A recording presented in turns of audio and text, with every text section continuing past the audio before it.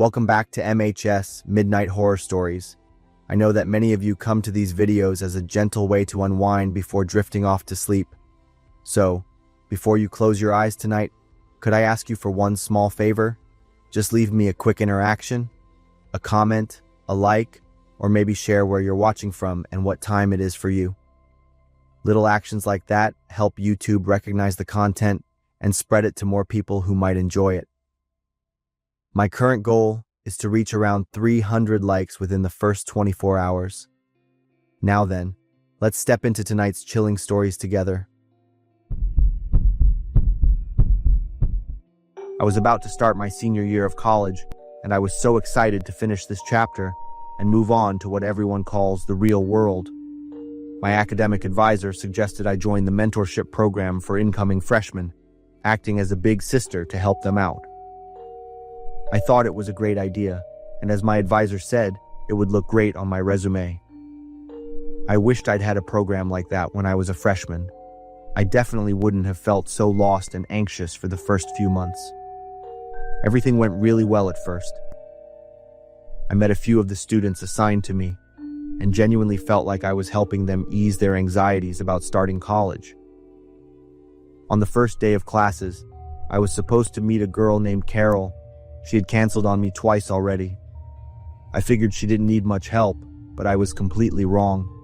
She needed help, but not from me. We finally met on our third attempt. Carol was a beautiful young woman, quite tall and athletic. The conversation was pleasant at first. She seemed confident, independent, and fearless. After chatting for a few minutes, I asked her why she wanted to be in the program. She told me she just wanted to talk to me and see how awesome it was to be a senior. It was nice and refreshing to talk to such a level-headed young person, especially after meeting so many nervous and insecure freshmen. We talked for about 20 minutes and exchanged phone numbers. I didn't offer to meet up again because I didn't think she needed more support, but I told her she could call or text me anytime. About a month later, I started getting notes left on my car. They were short, sweet, and always signed by a secret admirer. I thought it was kind of cute, but since I wasn't looking for a relationship at the time, I never bothered to wonder who it was. Then the notes started getting more frequent and weird, saying things like, "I love you so much. I can't wait for you to realize it's me, and we can be together forever." At the time, I was working part-time at a 7-Eleven from 3 p.m. to 11 p.m. One night after my shift, I was walking around my car to get to the driver's side door when I saw someone kneeling by it. I took a step back in shock and started screaming. The person ran toward me, tackled me to the ground, but instead of punching or anything like that, they just kept saying in a quiet voice, "Shh, calm down, it's me, it's me." I recognized the voice, but in my panic, I couldn't remember who it belonged to. As I struggled to get free, their hoodie fell back, and I instantly recognized Carol. At first, I begged in confusion, then my begging turned into anger. She held me tighter and told me to calm down. Thankfully, the night manager happened to be outside smoking and heard the commotion. He started running toward my car. Carol jumped up and tried to tell the manager that I was her girlfriend and told him to back off, but I managed to scream for him to call the police. That's when Carol got angry and started punching me in the face. The manager quickly pushed Carol off of me so I could get up. I hid behind him, crying and gasping for air, while Carol just stood there. She stood there staring at me without blinking. To my surprise, she started crying. Her expression showed genuine agony, but her eyes never left mine. For a moment, I actually felt sorry for her. Then I remembered the punches, and I realized how insane she was. The police arrived and took Carol away. Her parents took care of the school paperwork to withdraw her, and I never heard from Carol again. The origin of the incident was a rumor I heard, so I'm still not entirely sure what happened. I was told that when I gave Carol my phone number at our first meeting, she thought it was a sign from me. She tried to woo me with her secret notes. When she finally worked up the courage to call me, my phone number didn't work. Either I gave her the wrong number, or she entered it incorrectly.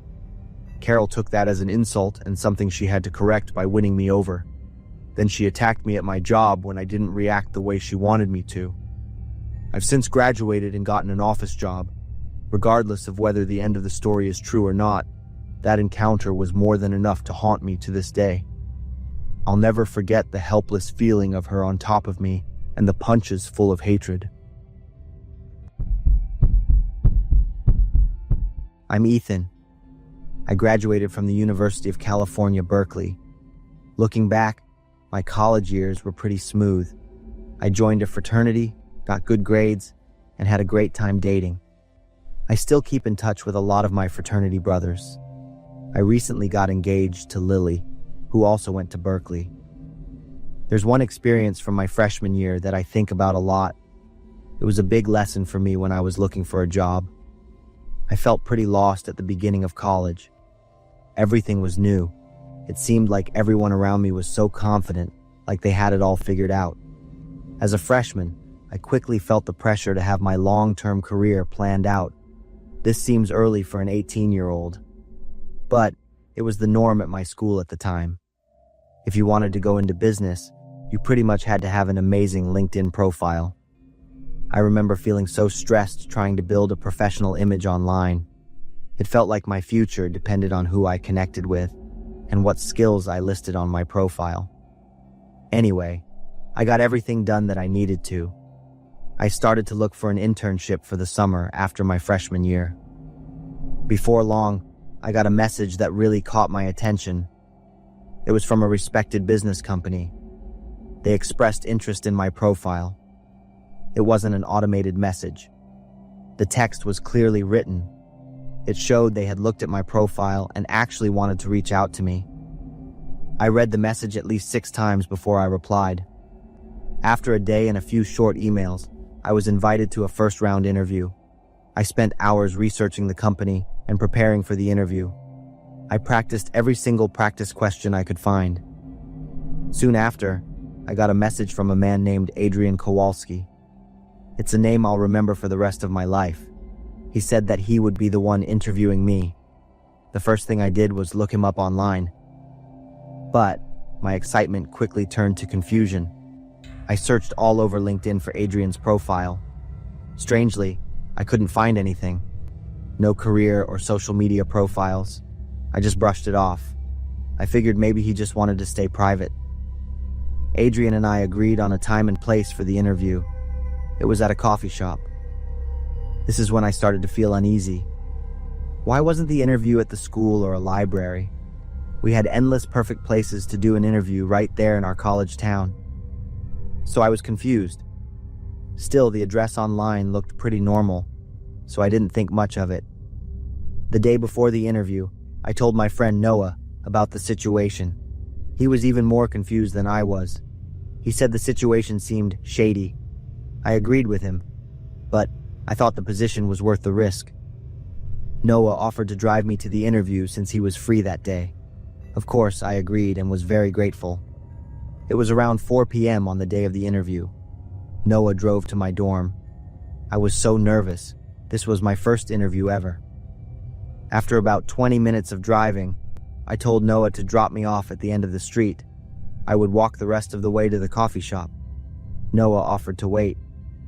I felt so lucky to have such a supportive and kind friend. I walked a few minutes to the location and just stopped in my tracks. I looked up at the construction site in front of me. There was no coffee shop. Even weirder, the whole area was not residential. I was confused. I double-checked my phone and confirmed that I was at the right location. I figured maybe Google Maps just hadn't updated that this place was being rebuilt. I was about to call Noah, but before I could, a voice called out behind me. I spun around. A tall man in a nice suit was standing there. He had a silver Bentley next to him. I felt relieved. Thank goodness I hadn't just left, but his presence felt so out of place with the abandoned surroundings. He walked toward me. He looked confused, too. We shook hands. When I asked him about the construction site, he acted just as surprised as me. He frowned. He put a hand on his chin.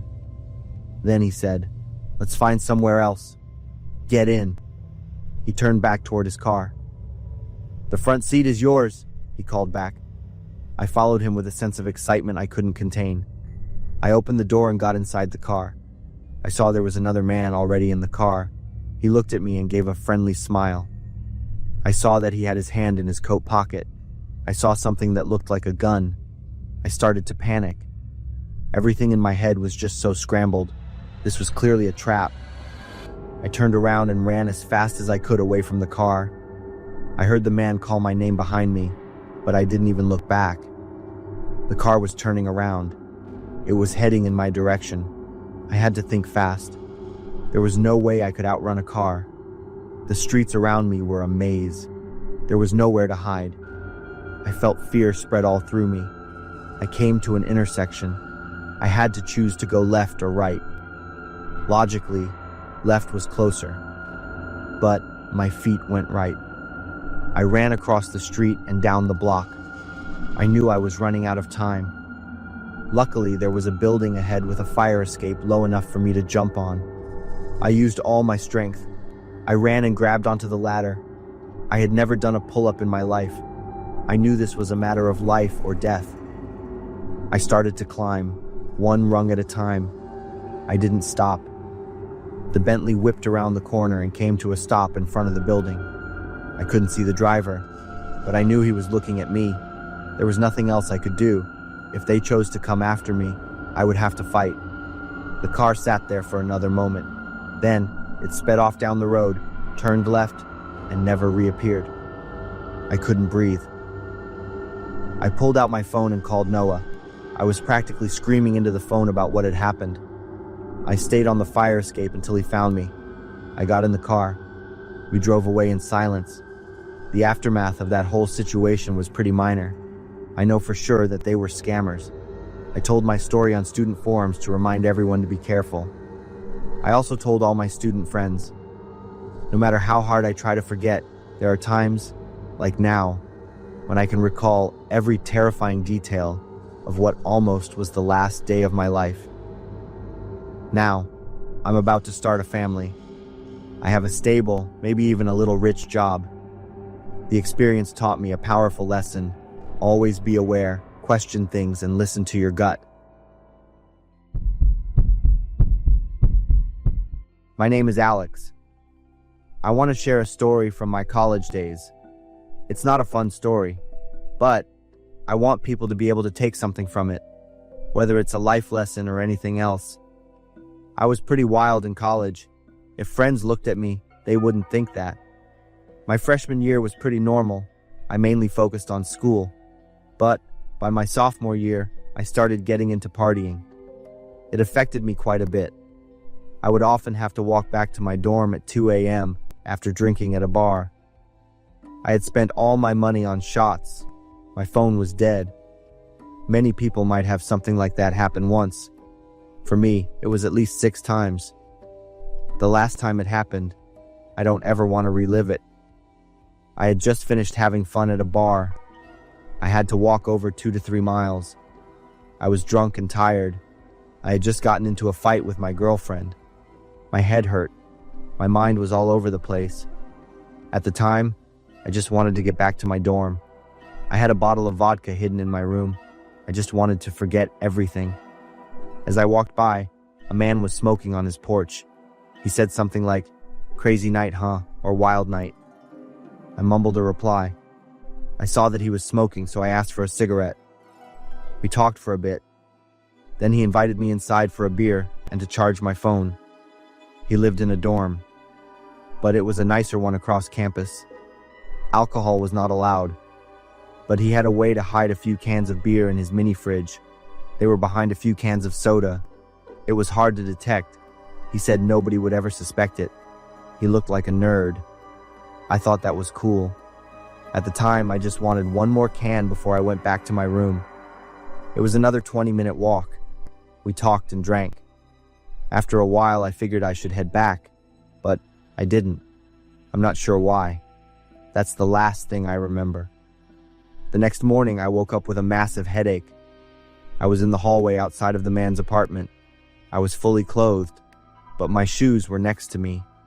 It must have been late morning. The sun outside was pretty bright. so a lot of people probably saw me in this sorry state. It was so embarrassing. I had been drunk many times before, but I had never blacked out like that. It felt so wrong. I couldn't figure out why I was fine 1 second. Then, after one beer, I was completely out. At the time, I thought it was just because of exhaustion. I had been drinking and walking for hours, but I had done that walk many times before. I had probably drunk more, and it never happened until that night. I think a lot of people have probably figured out what happened already. It's always easier to see things from the outside, but don't underestimate the power of self-denial, especially for young men. It took me almost a year to face the truth. Deep down, I always knew it, but I just pretended like nothing had happened.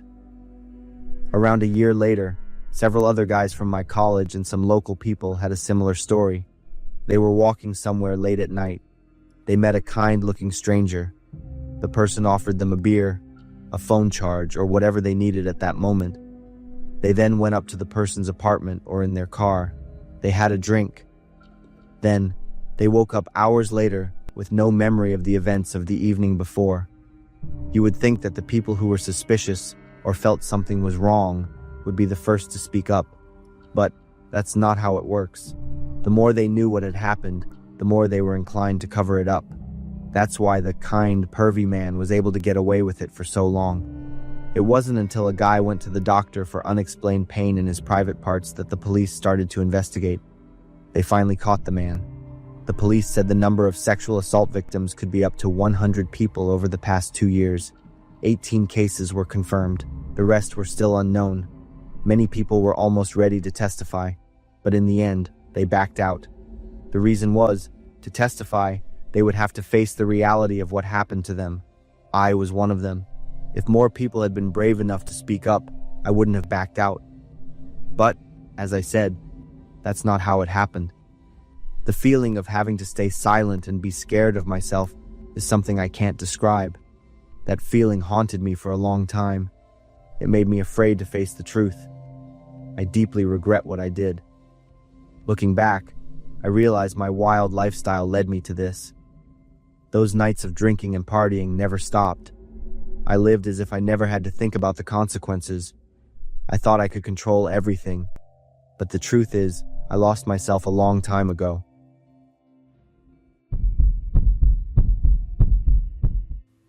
My story begins on an autumn night, with the weather starting to turn cold. Everything was as quiet as usual at my small farm. I am Alan, a man in my 60s, living alone since my wife Susan passed away from cancer. This house used to be filled with laughter and love, but now it only holds memories, items that are missing their owners, and my beloved dog, Max, who is my only companion. That night, I couldn't sleep. It seemed like the cold in my heart wouldn't let me rest. I stepped outside, breathing in the cool night air, with Max by my side. Since Susan left, I have often suffered from insomnia, and taking evening walks has become a habit of mine. Max and I wandered around the garden, under the dim moonlight, and the rustling sound of dry leaves falling. Everywhere I looked, I saw familiar images of Susan. I felt so happy, yet it made me feel even more lonely. As we passed by the window of my wife and I's bedroom, the room I had left empty since Susan's passing, a shadow flashed by very quickly. I stood frozen for a few seconds, wondering if that shadow belonged to someone. The room had been empty for a long time. I never allowed anyone to enter and always kept the door locked. There was no reason to accept that appearance, except to think that someone had broken into the house. I was angry and quickly ran back inside, grabbing the rifle I had registered a long time ago, just in case something happened.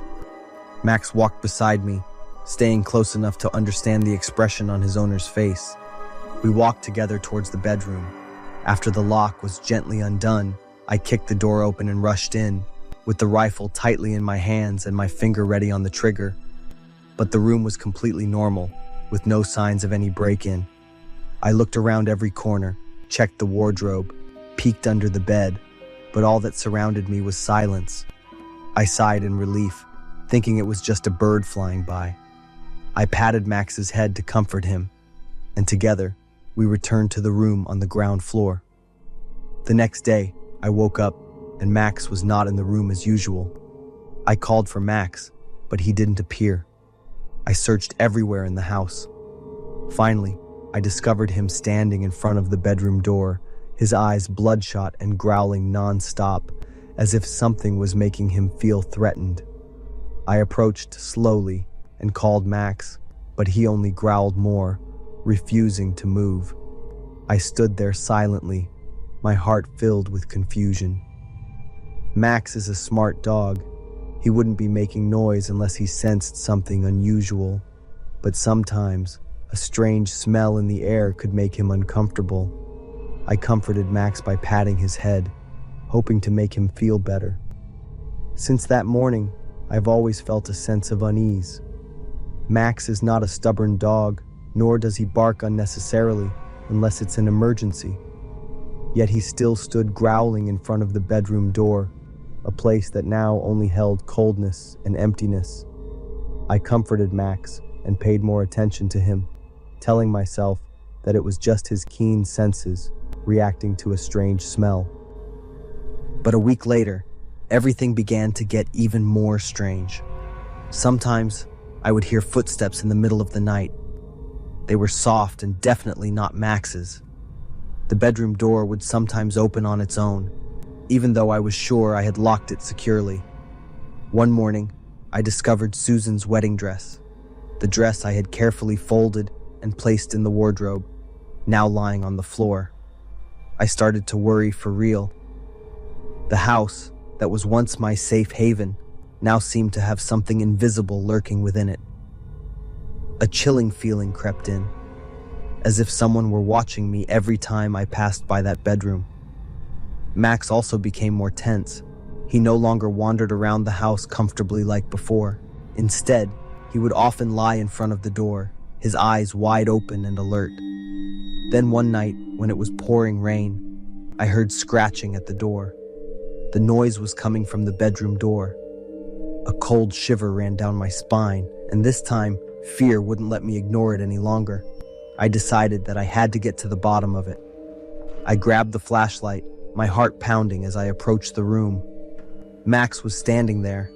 This time, he didn't growl, but just silently stared at me, his eyes filled with worry. I bent down to reassure him, then reached for the door handle. The door slowly creaked open, and the space around me was engulfed in darkness. The flashlight beam illuminated, and I saw a figure sitting at the edge of the bed, a faint shadow that I never wanted to face. My heart seemed to stop, my hand gripping the flashlight tightly, unable to move. The figure slowly turned around, and I froze in shock. It was Susan, her face pale, her eyes empty, and the weak smile I remembered turning into a twisted, eerie grin. Could it be Susan's ghost? Why is she here? In that moment, I realized something. This room not only held memories, but also contained the unresolved pain of Susan that had yet to find peace. She had never left here, never truly rested in peace. My loneliness, my pain, and my longing had kept her here, preventing her from finding peace. That was the reason I always felt her presence in this house. I sat down on the floor, my heart racing, tears streaming down my face.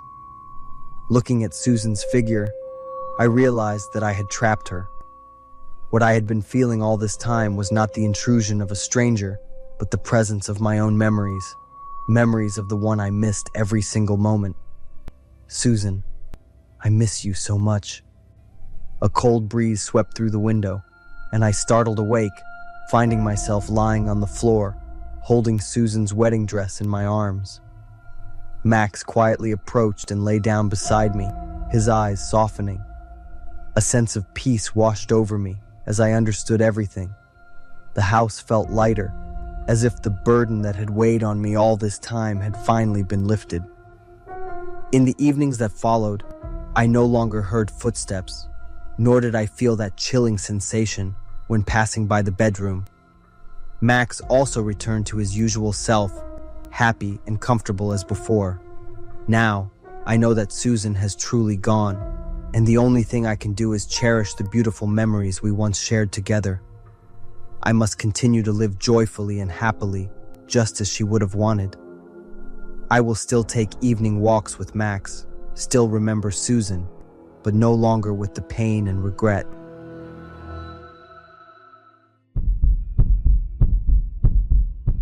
We've only been in this new house for a few months now. The house is out on the edge of town, not many people around, and there aren't a lot of amenities. But the air is really fresh. My room's on the first floor, near the living room, and my parents are upstairs. I picked this room because it's got a big window that looks out over the lake behind the house. I always leave the window open, and the breeze brings in the smell of flowers and grass, which makes me love the room even more. One night, I was up on my phone with my dog until after 2 a.m. I was watching a funny video and laughing when Pop suddenly jumped off the bed, ran to the window, and started barking like crazy. I jumped up and tried to get Pop to stop, or else my parents would wake up and realize I was still up, and they'd take my phone away. "Pop, stop it right now!" I growled, but I barely whispered. At first I thought Pop was barking at his reflection in the window on the left.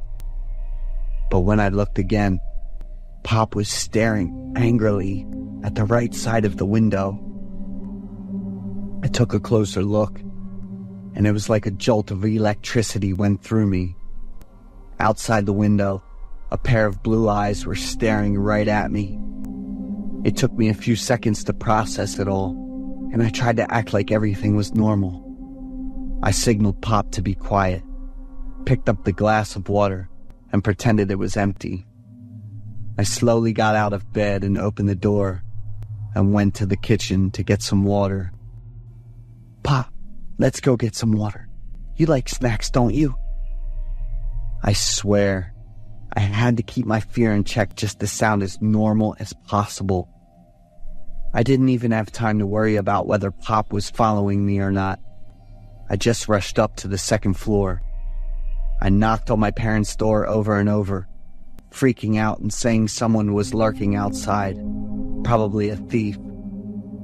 "Calm down, Michael. I set up a sensor light. If there's any movement, the light will turn on." Dad was lying on the bed, sounding pretty calm as he answered me in a sleepy voice. When my mom heard my dad's explanation, her face relaxed too, and she let out a big sigh of relief. "Why aren't you asleep yet, Michael?" Mom suddenly switched her attitude and expression. I was startled and said, "I was thirsty, so I went to get some water. Good night, Mom and Dad." I quickly left. When I got back to the room, Pop was still sitting there, intently watching out the window. I went over and patted his head, saying, "It's nothing, buddy. Let's go to sleep." Looking out the window, everything seemed normal. I must have just been seeing things earlier. Pop was still sitting there, and I just went to bed and fell asleep pretty quickly.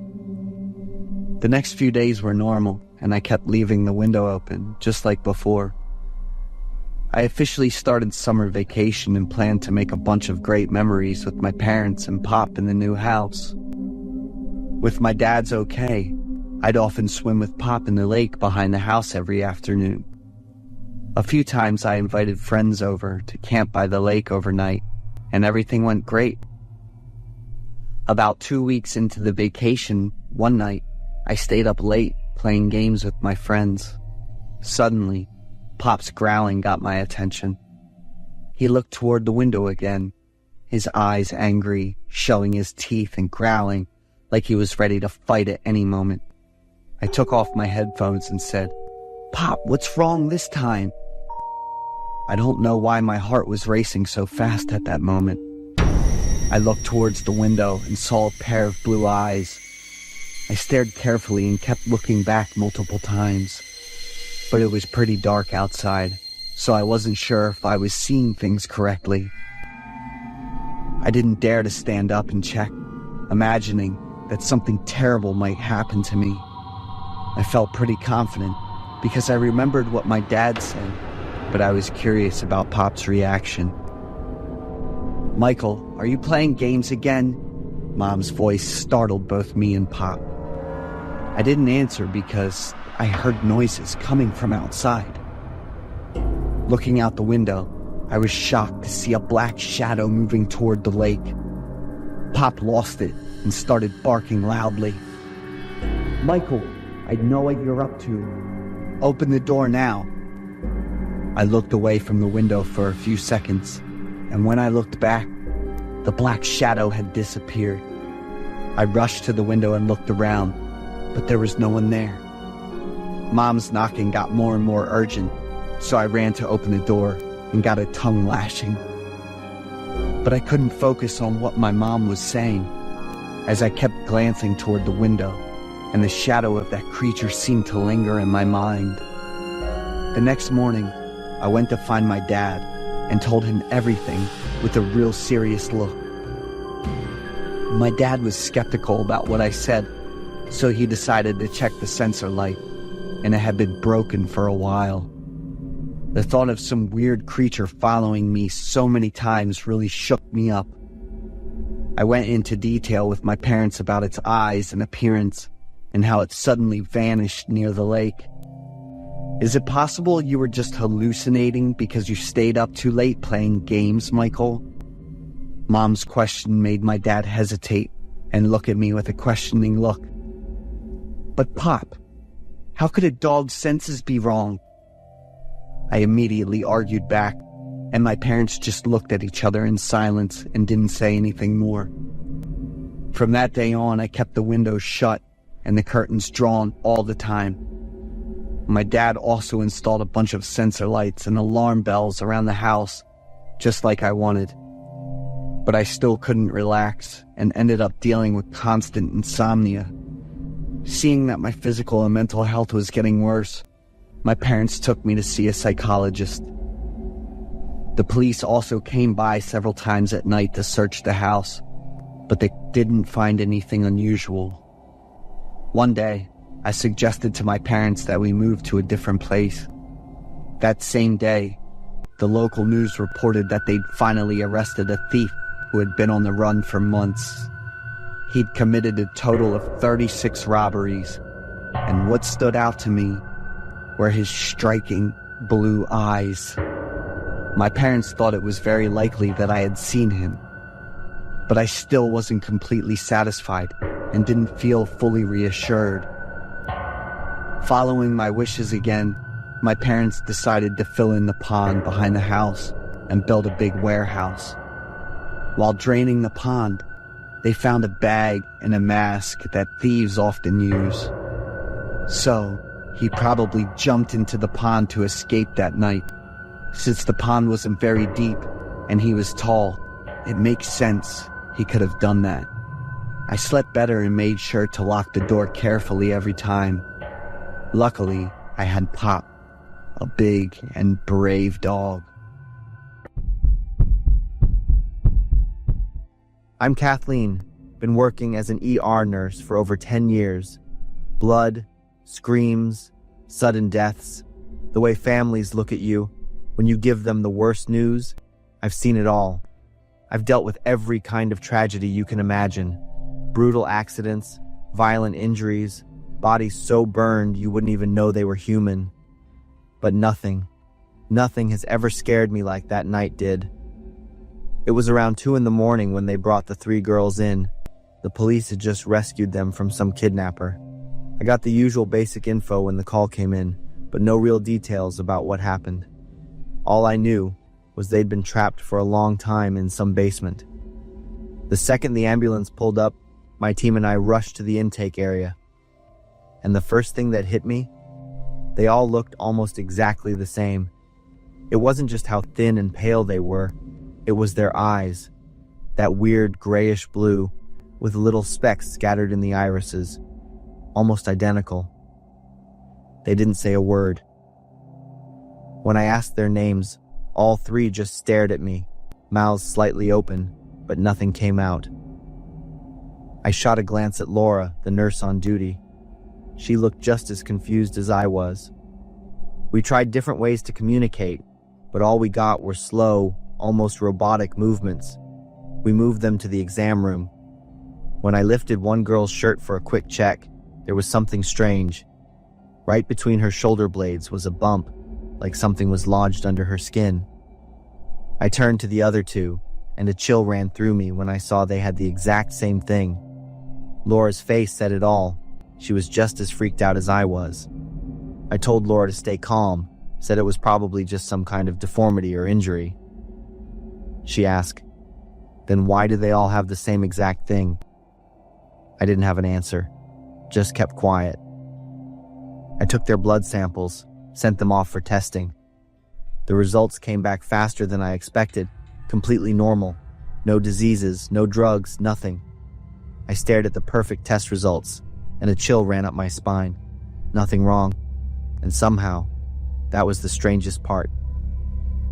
A little while later, I noticed their hair starting to fall out. At first, just a few strands on the pillows. But when I looked away for a few minutes and turned back, clumps of it had fallen on their shoulders, on the floor, scattered across the white hospital sheets. None of them reacted. They just sat there, like they didn't even realize what was happening to their own bodies. Laura and I exchanged another worried look. We had a million questions and no answers. But the weirdest part hadn't even happened yet. When the doctor ordered a full exam, I helped them change into hospital scrubs, and the second I pulled down their clothes, it felt like the ground dropped out from under me. No genitals, no anus, nothing. No sign of any reproductive or excretory organs at all. Just smooth, seamless skin, like mannequins. But alive. I froze. My whole body locked up. Behind me, I heard Laura suck in a sharp breath, her fingers gripping the edge of the hospital bed like she might collapse. We just stood there, completely still, unable to process what we were seeing. And the girls, they didn't react. Didn't even seem to realize anything was wrong. They just sat there, those blue-gray eyes staring blankly into nothing. I took a step back. In 10 years of seeing the worst horrors imaginable, nothing haunted me like this. It couldn't be real. There was no way a human being could exist like this. I looked at the bumps on their backs, the hair falling out, those identical, unnatural eyes. And then, a terrifying thought hit me. These weren't just three ordinary people. What the hell were they? Some kind of artificial creation? Just as I was about to turn away, one of the girls tilted her head in this slow, unnatural way, like she was studying me. Then she smiled. That pale, eerie smile. Laura and I bolted. We ran out of that hospital room so fast we nearly slammed into the door, then tore down the hallway straight to the director's office. Neither of us said a word. Not yet. It took me a few seconds just to catch my breath. My voice shook as I tried to explain everything I had just seen. The director stared at us, eyes wide, but he pulled himself together fast. He told us to keep quiet, said we couldn't risk causing panic among the staff and patients. My whole body was still trembling. My heart was pounding so hard, it felt like my chest was caving in. Keep it a secret? How the hell was I supposed to stay quiet about that? I glanced at Laura. She was pale, gripping the hem of her dress so tightly her knuckles were white. That night dragged on forever. We sat in the on-call room, both of us drowning in silence, lost in our own fears. The next afternoon, when I came in for my shift, I spotted the director out back, talking to some guy I didn't recognize. A pickup truck was parked next to them. A few minutes later, the man got into the truck and drove off, the director watching him with a satisfied look in his eyes. The three girls were gone. No discharge records, no explanation. When I asked, the director just shrugged and said they'd been transferred to another hospital for treatment. Laura and I quit. We thought about reporting what happened, but what could we even say? We had no real proof, just a story that, to anyone else, would sound like we were losing our minds. I walked away from a steady job, from years of experience, because I couldn't shake the horror of it. And every time I think about that last smile, a chill creeps down my spine all over again.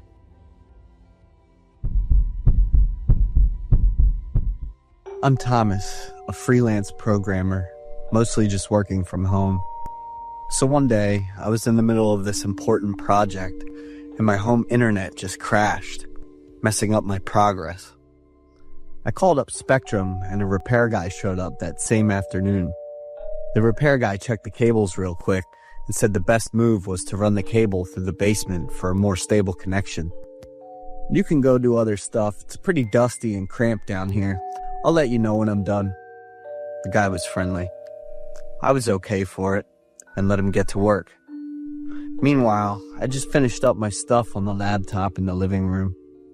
The sound of the chainsaw starting up, plus the drilling and chiseling noise, I eventually just got used to it and focused on my work. I'm not sure how long it had been, but suddenly I noticed it was totally quiet in the house.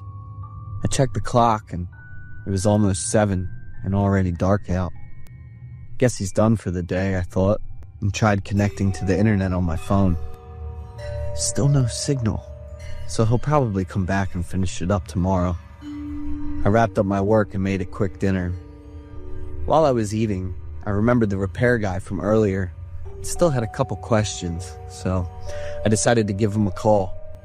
It rang forever, but he didn't pick up. Maybe I should just leave him alone. Later that night, I just messed around on my phone for a bit and then knocked out. Not sure how long later, but in my half-asleep daze, I started hearing a saw and chisel. Kind of random. Sometimes it'd stop, then suddenly start up again. Kinda knew that sound wasn't part of a dream, but I was still too out of it to snap out of it. Out of nowhere, a scream, like pure terror, blasted through my ears and made me jump up like crazy. But when I opened my eyes, the room was totally quiet. I just sat there for a bit, kinda zoned out. Maybe I'm just tripping from the noise earlier. I just laid down and passed out again real quick. The next day, I hit up the repair guy again and needed to wrap up that important project today. But after calling him 5 times, it just kept ringing forever. I called the company and they told me they hadn't been able to reach that guy since yesterday. Everything was a mess. So Spectrum said they'd try to get a hold of the guy or send someone else to finish up my service. After sipping some coffee and waiting around, I thought about heading down to the basement to check out what's going on down there. The guy's tools were all over the place, like he was still working and had no plans to stop. A backpack that I think the guy was wearing when he showed up here. I grabbed my phone and called him again, and the vibration freaked me out. After checking for a bit, I figured it was in there. I opened up the backpack, grabbed the phone. Tom. That's my nickname at home. Only my family calls me that. He knows my nickname and actually saved it in my contacts. His backpack and phone are still here, so he hasn't left. What the hell is going on? I realized this was way more complicated than I thought. I called up Spectrum again and told them everything I found down in my basement. I knew it was wrong, but I still decided to check out the rest of the stuff in the backpack. A few pills, a small knife, a mask, some old clothes, and a bunch of photos. Each thing I pulled out made me think about the picture of... I grabbed the stack of photos, and as soon as I saw the first one, I got chills, because it was a familiar scene. I started flipping through the rest of the photos faster and faster. All of them were of me, taken from different angles, like I was being followed for a while. The photos had the date and time on them, and the notes were all creepy, like the person was a pervert. I was so freaked out I couldn't even talk. I called the police, but had no idea where to start. In the end, I could only tell the police my home address and ask them to come immediately. Feels like something's missing. A drill, I looked around the basement. I saw a dark figure in the distance and I froze. Took a couple steps back, then just ran and scrambled to get out of the basement. I locked the door tight and listened. The silence was scary, and I felt all sorts of uneasy in my own house. The police showed up, and then I realized I was actually breathing again. The shadow I saw earlier was the guy from the repair team, nailed into the wall with a bunch of nails, and the biggest one was stuck right through his throat. I just collapsed, gasping for air and puking non-stop. So last night, the sound I heard was of a murder. After I got myself together at the hospital, the police set me up somewhere else to stay, and they sealed off the house for an investigation. I didn't stay where the police set me up. I just bounced to another city, started a new job, and moved on with my life. "Mr. Thomas, open up. We've got to talk." That was the police. How did they know where I was living? "Mr. Thomas, you're under arrest. You're the main suspect in the murder case in your own basement."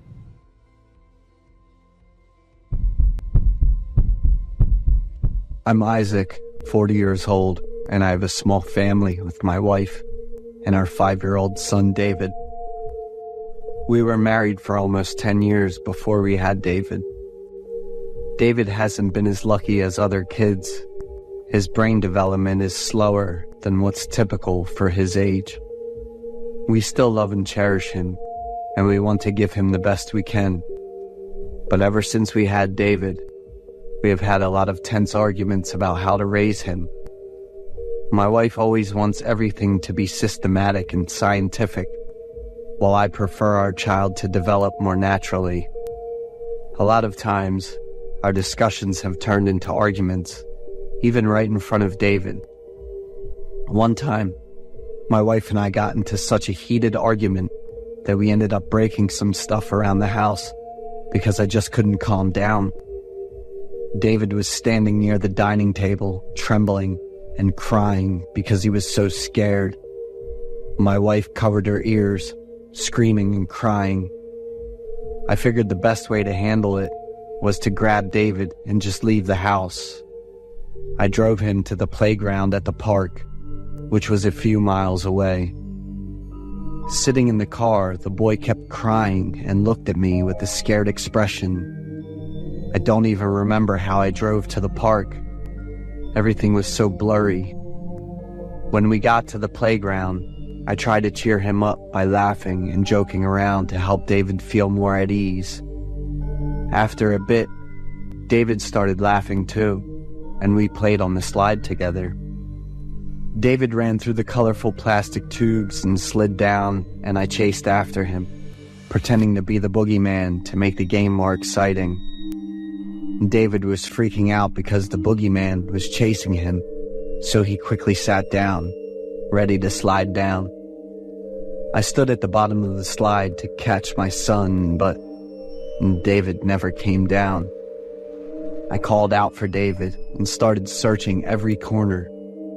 My mind was racing, and I didn't even know how much time had passed, but I was so exhausted that I just collapsed next to the slide. I woke up in the hospital with a doctor, a nurse, and some police officers there. Once I remembered everything, I quickly reported it to the police to get help. "My son got taken near the slide. Please help me find him." "Mr. Isaac, we need you to come to the police station to help us with the investigation into your son's disappearance. You're the main suspect in this case." I was stunned and tried to explain, saying I needed to see my wife because she must be really worried since neither of us came home all night. "We need to keep you two apart for safety reasons. Once we sort this out, if you're not the one responsible, we'll let you go home." "What the hell are you talking about?" "I need to stress again that my son is missing, and I really need to see my wife." A policeman came over to restrain and handcuff me, while the other one talked to the doctor.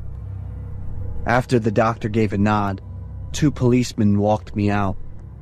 I was still feeling dizzy, so I got off the bed and just collapsed right away. The two police officers were even rougher with me. When I got to the police station, they gave me some kind of drink and told me to wait for 15 minutes before the interrogation started. My head was spinning, and my memories kept coming and going in a really confusing way. After 15 minutes, I was feeling more awake, and the police came in with a stack of photos. As I looked at each photo, my emotions just intensified. The first photo showed my car parked in the park, and the front of it was pretty badly dented and scratched. Next were some photos of the slide at the playground. Finally, there was a photo of me, covered in dirt and blood. What is this? Are you sober now, Isaac? I stared at the police in shock, then looked back at the photos. I grabbed the bottle of water I had just drunk, realizing it was a hangover cure.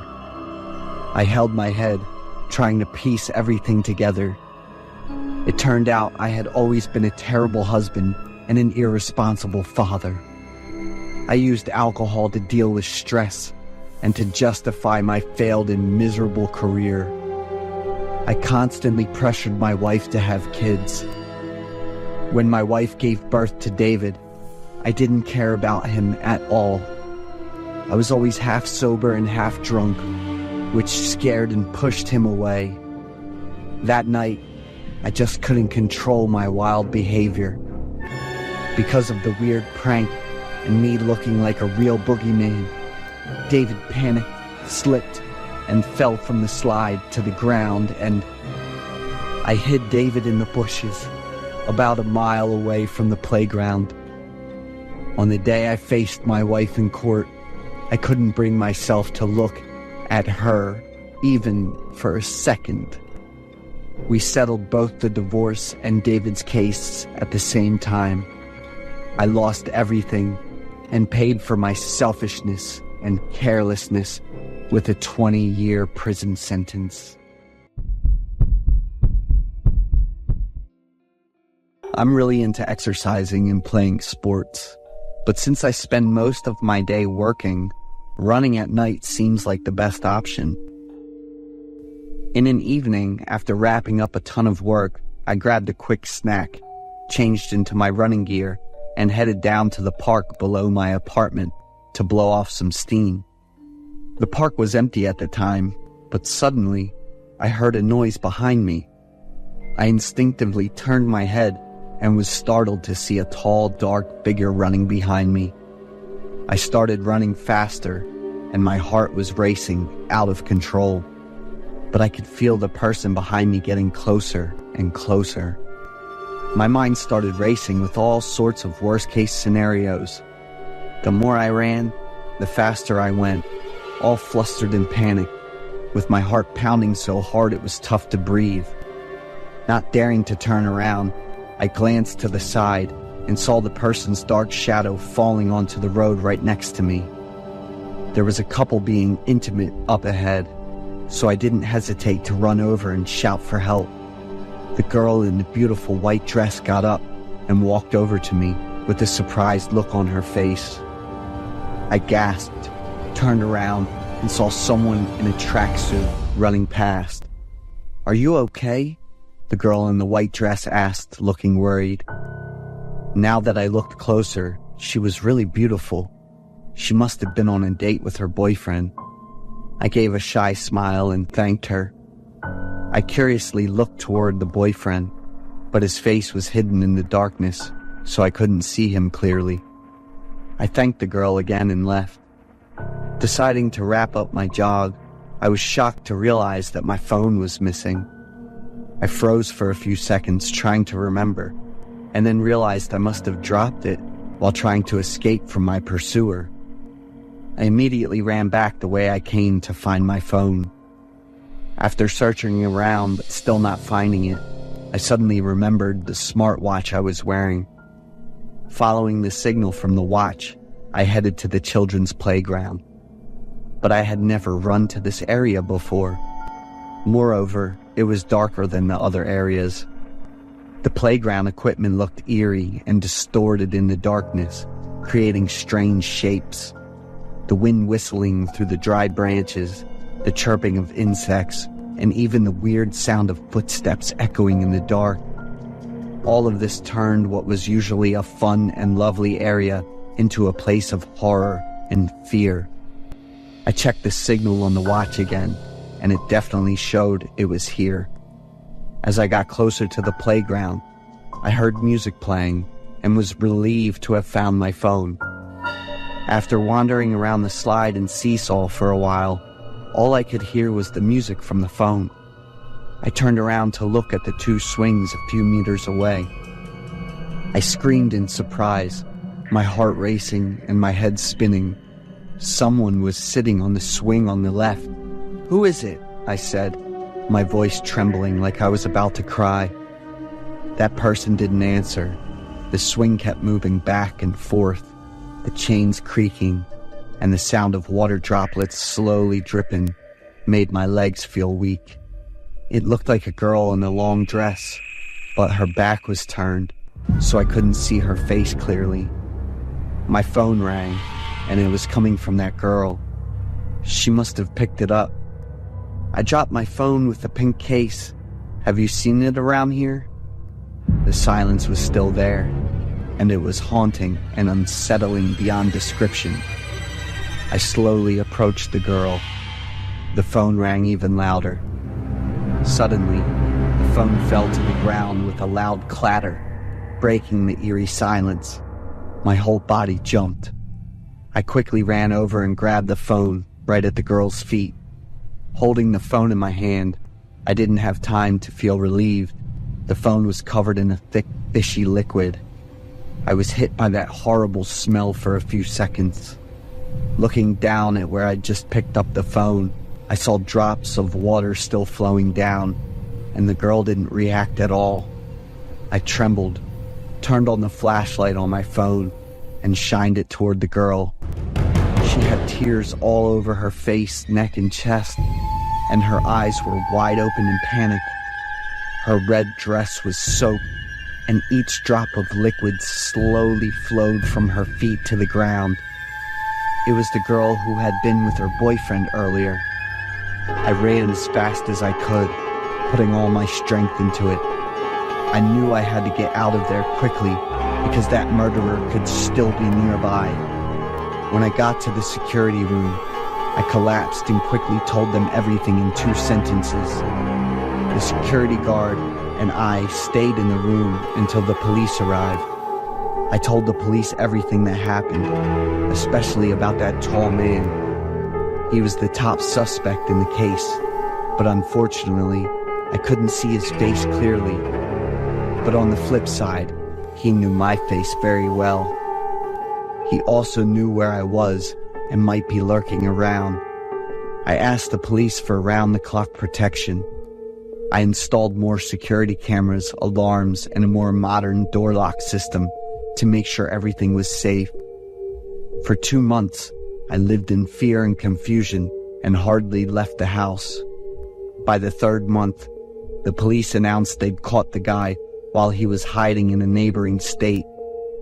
I moved in with my parents because I felt scared and panicked whenever I was alone. I avoided all dark, dimly lit areas, parks, and even playgrounds. Once, when I went to the supermarket near my house and was playing on the counter, the cashier's eyes gave me the creeps. He was really tall, had dark skin, thick eyebrows, and was always wearing a pretty intense frown. He looked at me with a look of suspicion and anger.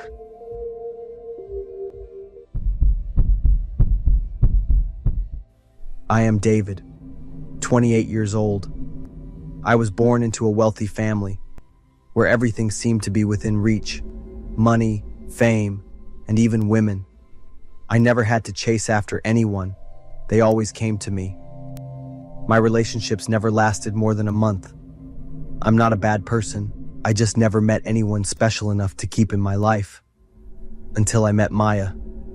She wasn't extraordinary. From her edited appearance, it wasn't hard for me to tell that, and her way of speaking was quite ordinary as well. One strange thing about her face, her eyes, a mix of gray and blue, blended in a way that was hard to understand, making it impossible for me to look away.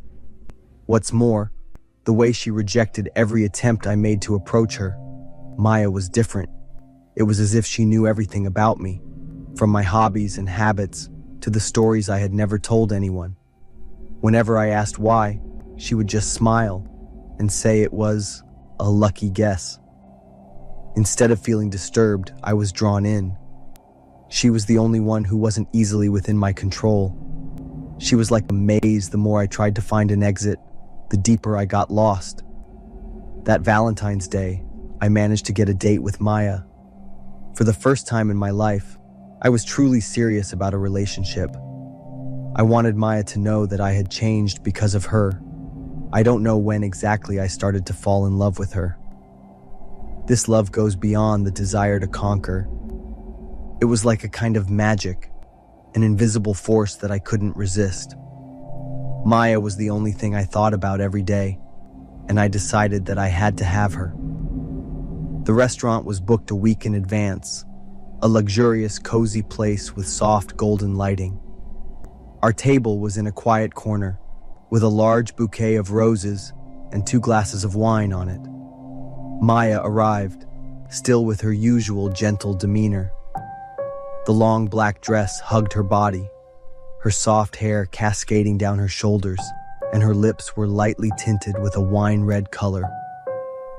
Throughout the dinner, we talked and laughed together. I felt happier and more at ease than ever before. When the dessert was brought to the table, I nervously looked at Maya.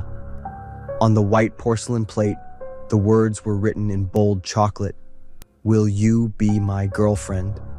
She saw it without showing any surprise. Maya smiled, her eyes full of meaning. Maya opened her handbag, took out a small blue gift box, and pushed it toward me. I held the gift, feeling a mix of excitement and curiosity. When I opened it, inside was a stack of photos tied together with a red ribbon. The first photo was of Maya, radiant and beautiful. But the following photos made me freeze. They were photos documenting her plastic surgery process. The photos were arranged in reverse chronological order, each step, each process being revealed. Layer by layer, her face transformed, revealing a terrifying truth. In the last photo, I was speechless. It was Maggie, a shy girl who had stood in front of me at university, holding a love letter. I remember that day very clearly. Maggie with her frizzy hair, wearing messy clothes, and her awkward posture. I had laughed at her innocence, even teasing her loudly in front of the crowd. Have you ever looked at yourself with those strange, dull gray eyes? My heart felt like it was being squeezed by someone. I didn't know whether to call her Maya or Maggie anymore. Her gaze no longer held that gentle look. It was a cold, calculating look. Maya continued by placing another gift box down, larger than the one with the photos. It was carefully wrapped in glossy red paper with a golden ribbon tied on top. I stared at the box. All my senses were screaming that something was wrong, but my hands felt compelled to open it. My heart pounded as I untied the ribbon. Beneath the wrapping paper was a heavy, solid wooden box. I slowly lifted the lid of the box, and a strong chemical smell immediately wafted up, causing me to instinctively step back. As I looked inside, I felt like all the air in my lungs was being drained. Inside the box was an eye, preserved in a jar of chemical solution, still intact with an unusual gray color. A small piece of paper lay at the bottom of the box, with scrawled writing in red ink. "This is one of the things Maggie had to sacrifice to become the person you love." Not stopping there, Maya reached for the fake blue eye and placed it on the table. I felt frozen. Everything around me seemed to stop, leaving only me and the horrifying image in front of me. Her right eye socket was empty, dark, and deep like an endless abyss, pulling all the light and reason from me into it. A wave of intense nausea surged in my throat, but I couldn't tear my eyes away from the scene before me. My head buzzed, fragmented memories of Maggie flooding back, each image pushing me deeper into a panic. My whole body trembled, my limbs cold as ice. Before, I had never considered the pain or effort someone must endure to change themselves. But now, in the most ruthless way, Maya had forced me to face it. A chilling sensation washed over me as I thought about this. Every part of Maggie's body, altered, replaced to create a perfect version that I had been captivated by. And now, she was gifting me a piece of the truth, the most haunting gift I had ever received. I left the restaurant, but the sense of horror didn't fade in the slightest. The eerie, triumphant laugh of Maya echoed behind me. Since that day, I have been haunted by the gray eyes, always watching me no matter where I go. Perhaps that is exactly what Maggie wanted. Not a bloody revenge, but a reminder that I could never forget her and the pain I had caused. And that was the price I had to pay.